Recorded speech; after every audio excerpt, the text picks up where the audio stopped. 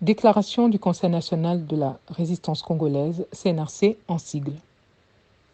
Tension et revers diplomatique. Invité en Russie, Félix Tshisekedi absent pour l'ouverture des Jeux de la francophonie à Kinshasa. Louise Mushikiwabo, indésirable à Kinshasa, n'est pas invité. Vincent Karega, persona non grata de Paris à Bruxelles. Projet d'attentat contre Jean-Pierre Bemba. Paris, le 25 juillet 2023. Le Conseil national de la résistance congolaise, CNRC en sigle, se réjouit de la série de revers diplomatiques enregistrés ces derniers jours par le Rwanda et appelle les Congolais à accentuer la pression tous azimuts pour ne pas affaiblir l'étau qui se resserre désormais autour des ennemis de la République démocratique du Congo. Grâce à la mobilisation de différents acteurs politiques congolais ou même étrangers, des activistes ou autres membres de la société civile congolaise, le Rwanda et ses alliés sont de plus en plus en difficulté.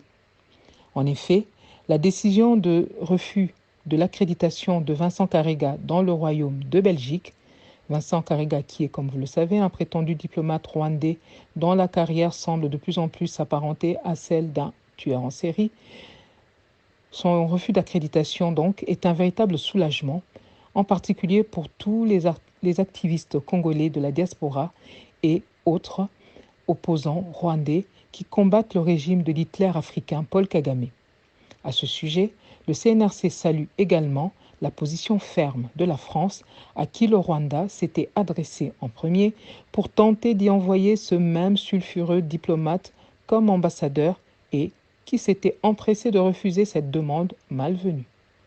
Le CNRC se réjouit de constater que le Royaume de Belgique emboîte le pas à son tour, non seulement à la France, mais aussi à l'Afrique du Sud et la République démocratique du Congo, qui ont tous refusé de cautionner sur leur territoire les activités criminelles de Paul Kagame à travers Vincent Karega.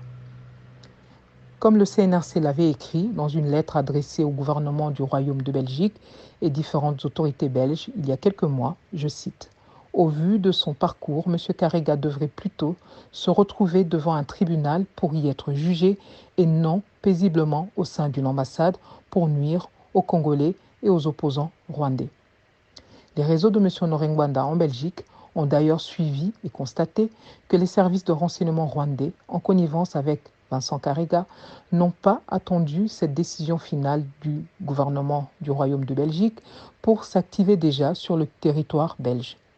Ils y ont particulièrement organisé différentes réunions secrètes dans le but notamment de poursuivre leur travail de manipulation et de noyautage à tout prix de la classe politique et des activistes congolais de la diaspora à l'intérieur de notre pays. Kigali et certains lobbies belges tiennent en effet à ne pas perdre la main sur la RDC et se préparent activement en ce sens. Nous y reviendrons. Sous-titre.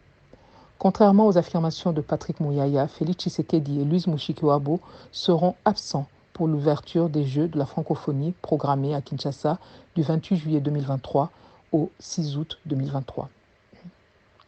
Concernant donc l'organisation des prochains Jeux de la francophonie, le CNRC a suivi perplexe les dernières déclarations de M. Mouyaya, transformé en ministre congolais de la désinformation, en conférence de presse en compagnie de M. Isidore Kwanja, directeur du Comité national des Jeux, affirmant chacun et sans sourciller que Mme Mushikiwabo serait, je cite, la bienvenue en RDC et qu'avec Félix Tshisekedi, ils seront présents lors de l'ouverture des Jeux de la francophonie.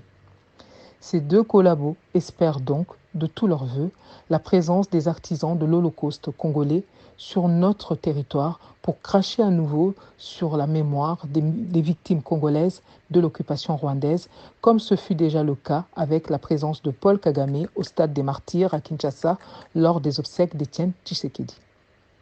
Le CNRC a pourtant été informé par les réseaux de M. Norengwanda, à l'intérieur comme à l'extérieur de la RDC, que ni Félix Tshisekedi ni Louise Mushikiwabo ne seront à Kinshasa pour l'ouverture des Jeux de la francophonie cette semaine. Mme Mushikiwabo, secrétaire générale de l'OIF, étroite collaboratrice de l'Hitler africain Paul Kagame et complice avec lui durant des années des pillages et massacres en République démocratique du Congo, n'est pas invitée par le gouvernement congolais. Désespérée, elle a même tenté en vain d'obtenir le soutien de la France pour infléchir la position de Kinshasa à ce sujet. Emmanuel Macron, qui s'est envolé pour Nouméa en Nouvelle-Calédonie, se contentera sans doute d'observer de l'autre bout de la planète la débâcle de son allié rwandaise. Quant à Félix Tshisekedi, après une escale prévue à Kiev, en Ukraine, il est plutôt attendu prochainement à Saint-Pétersbourg pour le sommet Russie-Afrique qui s'y déroulera les 27 et 28 juillet 2023. Des proches de Tshilombo affirment que ce dernier a estimé plus importante sa présence à ce sommet plutôt que de s'afficher dans un événement en demi-teinte déjà plombé par des problèmes d'organisation et des désistements en cascade. Son absence est par ailleurs également motivée par des contraintes sécuritaires. Sous-titre: Joseph Kabila et Paul Kagame, les alliés et pourvoyeurs des ADF M23, toujours en liberté. Les risques sécuritaires évoqués par certaines délégations comme celle de Québec, qui a préféré ne pas venir à Kinshasa, ne concernent pas seulement les participants au jeu. Le CNRC a appris que le vice-premier ministre Jean-Pierre Bemba, en charge de la défense, a lui-même échappé, il y a quelques jours, à un projet d'assassinat concocté contre lui par des réseaux rwandais.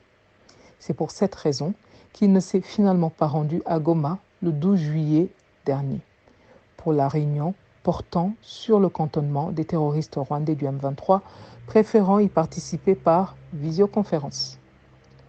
Concernant les problèmes de sécurité dans la région et particulièrement en RDC, les récents propos de Yoweri Museveni sur la présence avérée des ADF en RDC mettent en exergue un aspect inquiétant de la situation sécuritaire actuelle de la capitale congolaise et de la RDC elle-même en général.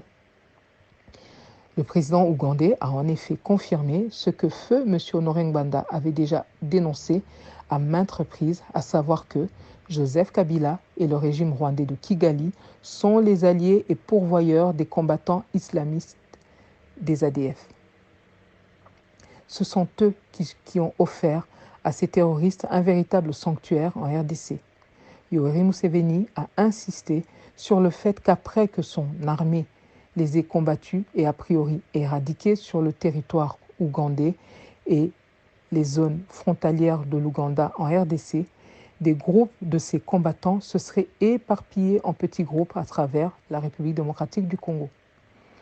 Avec de tels constats, et sachant que Joseph Kabila est toujours en liberté, que ni lui ni le régime de Paul Kagame n'ont été sanctionnés et que ces groupes terroristes sont toujours actifs, peut-on raisonnablement considérer que la République démocratique du Congo soit le lieu indiqué pour organiser les Jeux de la francophonie?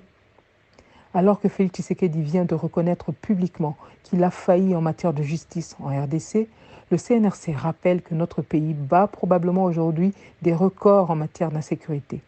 Tenez, désormais, appelée capitale mondiale du viol, avec plus de 500 000 femmes violées, non seulement les viols continuent, mais justice n'a toujours pas été rendue pour les victimes.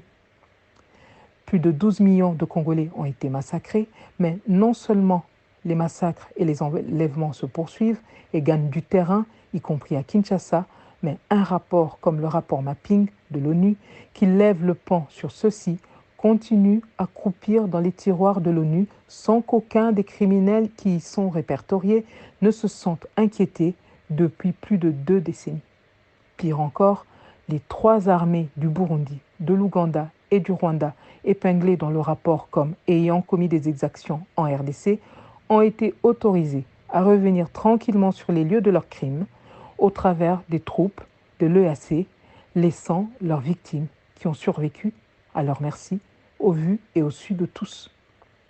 La RDC est probablement le seul pays au monde où, en si peu de temps, des experts de l'ONU, un ambassadeur italien, un ancien ministre ou député national, des journalistes, des activistes, des religieux, etc., sont assassinés sans que la plupart de ces criminels ne soient jamais inquiétés ou que des véritables pressions ou sanctions ne soient mises en place contre des gouvernements défaillants, complices des bourreaux du peuple congolais.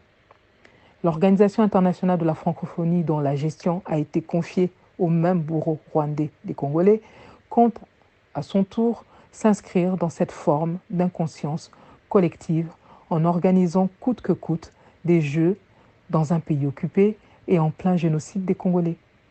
100 millions de personnes y sont confrontées au mépris de ceux qui auraient dû être parmi les premiers à s'opposer à l'extermination de ces populations francophones. Même le dit pays des droits de l'homme est parmi les premiers à, je cite, condamner sans sanctionner et à fermer les yeux quand les Congolais sont massacrés. À chaque Congolais d'en tirer les conséquences qui s'imposent. Que Dieu bénisse la République démocratique du Congo et son peuple.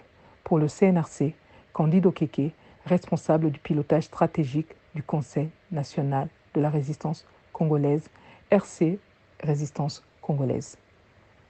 www.résistancecongolaise.fr